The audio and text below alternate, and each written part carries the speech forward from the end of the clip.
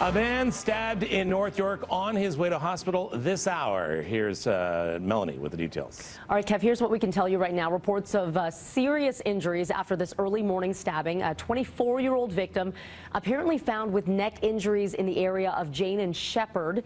The call coming in about 15 minutes ago. So far, there's no word if anyone has been detained in connection with this stabbing, but we do have crews en route to the scene right now, so we'll continue to follow this breaking story. Other news that we're following in the city's West End, the windshield of a police parking enforcement vehicle struck by a stray bullet.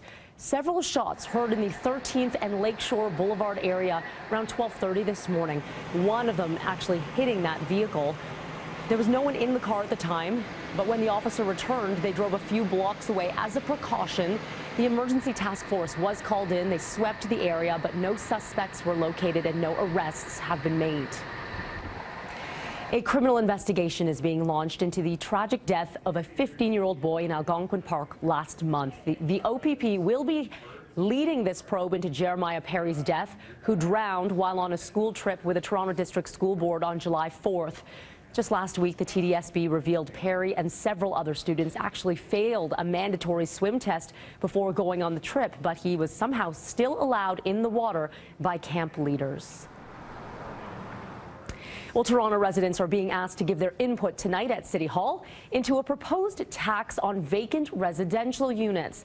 A public consultation being held from 6 to 8 tonight at City Hall.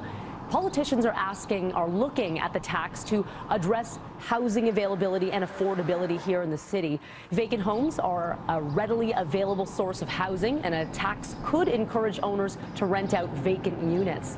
City staff are looking at the issue and will be presenting a report later this year.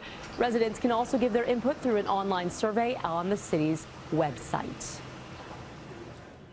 U.S. President Donald Trump vowing more military action in Afghanistan, breaking a presidential promise. Trump made this announcement last night at Fort Myer Air Base in Virginia. The U.S. will now expand their presence in Afghanistan, but the president stopping short of explaining just how that's going to happen. It's also not clear how many more troops would be sent over into the war that has been raging for 16 years. Trump, who campaigned on the promise of pulling soldiers from the war, admitted he heeded advice from top officials. My original instinct was to pull out, and historically, I like following my instincts. But all my life, I've heard that decisions are much different when you sit behind the desk in the Oval Office. So I studied Afghanistan in great detail and from every conceivable angle. Our nation must seek an honorable and enduring outcome worthy of the tremendous sacrifices that have been made. This morning, the Taliban releasing a statement saying that Afghanistan will be a graveyard for the U.S. if the States continues their efforts in the nation. They also warned Trump that he is wasting the lives of American soldiers.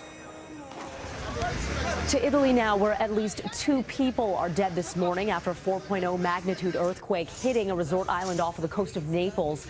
About 7 buildings, including a church, collapsed overnight. Officials say at least 20 people were injured. However, local media reporting a number of people are still lost in the rubble.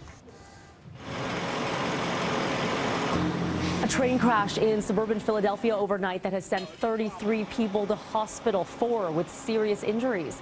Happened just after midnight when a high-speed train crashed into a parked train at the 66th Street terminal. The conductor of the train was taken to hospital, but authorities could not release information on his condition. The cause still under investigation.